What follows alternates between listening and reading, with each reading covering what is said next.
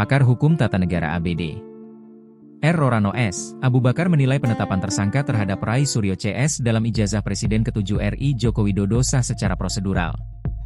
Menurutnya, penetapan tersangka itu sudah memenuhi syarat minimal 2 alat bukti dan sesuai prinsip negara hukum. Dilansir dari tribunnews.com, pernyataan itu disampaikan Rorano pada Senin, 1 Desember 2025.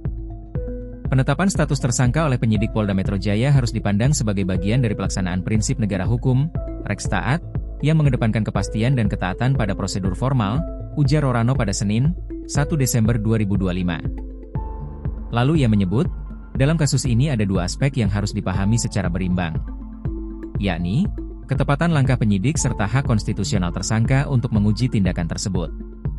Penetapan status tersangka oleh penyidik Polda Metro Jaya harus dipandang sebagai bagian dari pelaksanaan prinsip negara hukum, Rex Taat, yang mengedepankan kepastian dan ketaatan pada prosedur formal, ujar Rorano, Senin, 1 Desember 2025. Rorano menjelaskan, aturan soal penetapan tersangka diatur dalam Undang-Undang Nomor 8 Tahun 1981 tentang KUHP, khususnya Pasal 1 Angka 14.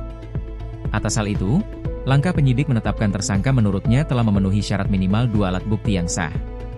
Penyidik telah menyatakan bahwa penetapan tersangka didasarkan pada minimal 2 alat bukti, diperkuat oleh hasil gelar perkara, pemeriksaan saksi, dan keterangan ahli, pidana, ITE, DSB, ujar alumni Doktoral Ilmu Hukum Universitas Jayabaya Jakarta itu.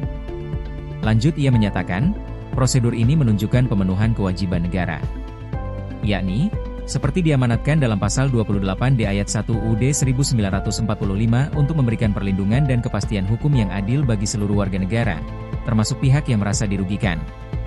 Secara prosedural, jika bukti permulaan telah terpenuhi, tindakan penyidik untuk menetapkan status tersangka adalah sah dan tepat sesuai kewenangan yang diberikan oleh UU, kata dia. Download Tribun X sekarang, menghadirkan lokal menjadi Indonesia.